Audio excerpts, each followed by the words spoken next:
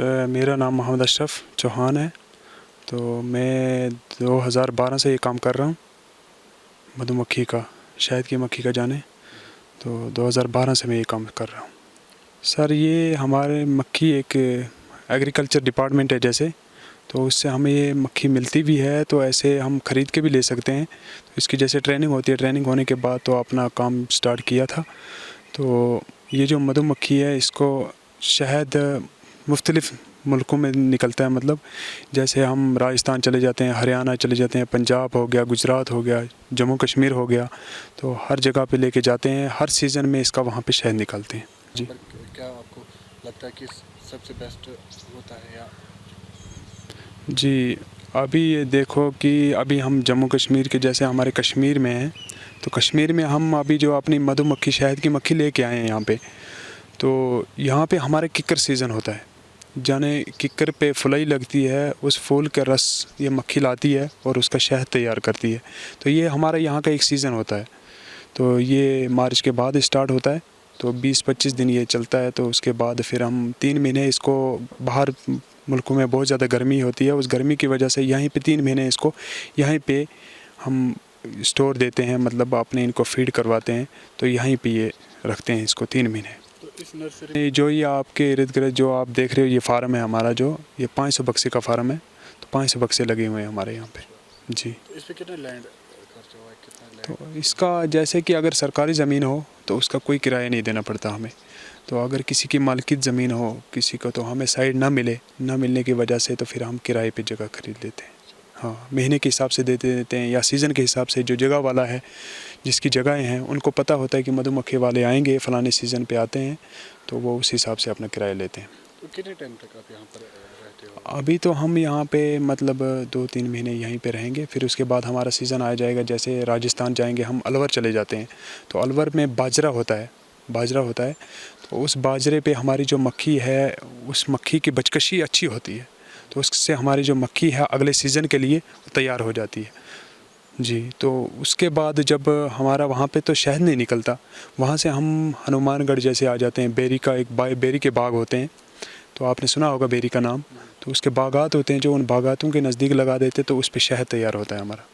तो ये कितने बार साल में आप शहद कितने बार आप? हम शहद जैसे कि मान लो अब 6 बार तो हम राजस्थान में सरसों पे निकाल लेते हैं।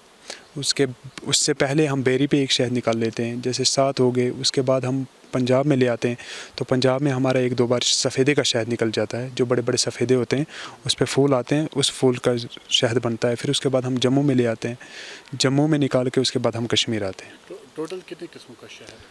टोटल 5-6 किस्म का शहद है जो हम मतलब अपनी रूट पे जो करते हैं। जैसे हमारा हर साल का एक प्रोसेस बना होता है कि हमें वहाँ फलानी जगह से वहाँ जाना है, वहाँ से वहाँ जाना है। तो हमारे तो 6-7 किस्म का शहद निकलता है जी। कलर डिफरेंट होता है सब? हाँ, इसमें डिफरेंट कलर होता है।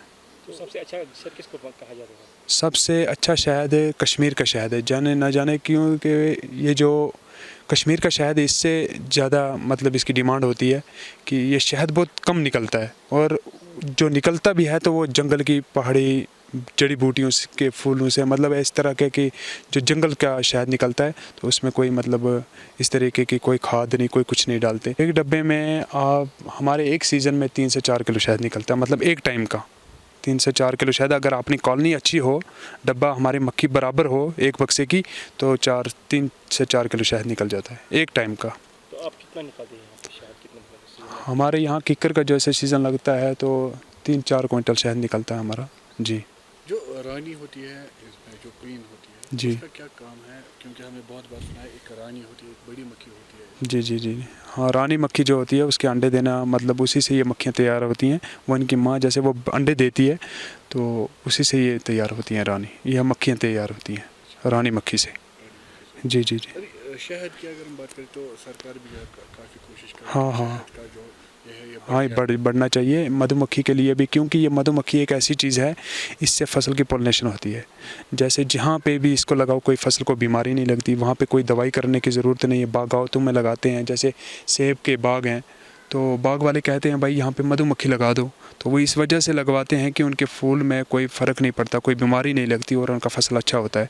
तो मधुमक्खी क्या है कि इससे पॉलिनेशन हो जाती है, तो ये पॉलिनेशन के लिए, इसके लिए सरकार इसके लिए हमें बहुत मतलब आगे बढ़ाने के लिए कोशिश करती रहती है। तो कितना फ़ायदेमंद काम है? जी, करने वाले के लिए तो बहुत बहुत अच्छा काम है ये, पर यह है कि अब जैसे बाहर रहना है, अब हम साल में 9 महीने बाहर रहते हैं, 3 महीने अभी यहाँ पे जो हैं तो घर पे ही हैं समझो, कश्मीर में, तो 3 महीने यहाँ पे हैं, तो 9 महीने हमारे बाहर ही हो जाते हैं। मतलब मौसम के हिसाब से आप काम करते हो? हाँ, मौसम के हिसाब से, जैसे अब यहाँ पे बाहर है, अभी यहाँ पे गर्मी का मौसम है, यहाँ पे तो फूल चल रहे हैं, अभी किकर का फूल लग रहा है, हर पेड़ का अपने अपने टाइम पे फूल लगता है और हर फसल का अपने अपने टाइम पे फूल लगते हैं, तो उसी हिसाब से हम भी चलते हैं, हमारे भी मधुमक्खी का। कितना कमाते हो इससे शहद से? शहद से इसका तो हमारा साल का प्रोसेस होता है, जैसे इसमें हम 5 या 7 लाख तक कमाते हैं, तो सीज़न अच्छे हो तो कमा लेते हैं, तो नहीं हो तो फिर भी अपना रोज़गार चलता है इस पे। मतलब इसका आपका जो घर बार का जी, हाँ, चलता है, बिल्कुल, अल्लाह का तो शुक्र जो है। मार्केट में जो शहद होता है तो उसके बारे में क्या कहना है आपको? क्या मार्केट में जो शहद जाता है वो हमारे से ख़रीद के, ये जो शहद है हम तो लोकल में बेचते नहीं हैं, हमारा ये शहद जो निकलता है तो हम क्विंटलों के हिसाब से अपना फिर ये फैक्ट्री में दे देते हैं, तो फैक्ट्री वाले वहाँ से फिर पैकिंग करके अपना मार्का लगा के, तो वो पैकिंग करके फिर आगे बाज़ारों में तो दे देते हैं। इंसान को कैसे पता चलेगा कि शहद असली शहद कौन है और नकली शहद कौन है? आम आदमी के लिए देखो जी, शहद के लिए पहले शहद ख़रीदने से पहले शहद की जानकारी बहुत ज़रूरी है।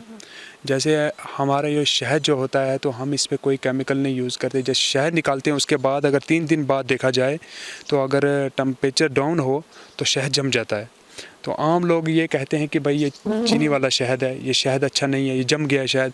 आम शहद की यही शनाख्त है कि शहद जम जाता है, तो शहद जमने, और अब जो दुकानों पे शहद बिकता है वो शहद तो यही जाता है, मगर फैक्ट्रियों में जाके उसमें केमिकल डालते हैं, केमिकल की वजह से फिर वो जमता नहीं है और शहद पूरा अपनी तस्वीर पे रहता है।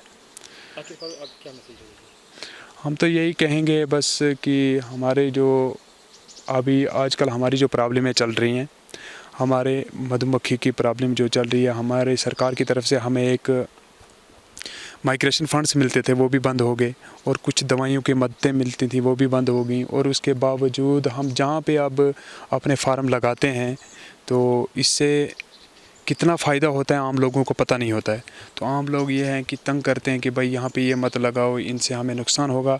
तो मेरी सरकार से यही अपील है कि या अपने डिपार्टमेंट से भी कि आगे इन लोगों तक ये बात पहुँचाई जाए कि मधुमक्खी से कितना नफ़ा और कितना नुकसान होता है, तो इससे नफ़ा ही होता है, कोई नुकसान नहीं है इससे, तो उनके लिए जानकारी दें ताकि बी कीपर को कहीं पे कोई परेशानी परेशानी का सामना ना करना पड़े।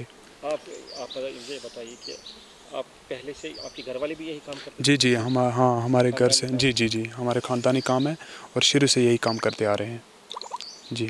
तो कितने फार्म हैं आपके पास? हमारे तो ये 250 बक्से के 2 फार्म हैं, हमें एक ही जगह पे लगे हैं, साइड ना मिलने की वजह से एक ही जगह पे 500 बक्से लगा रखे हैं, तो ये हमारे 2 फार्म हैं।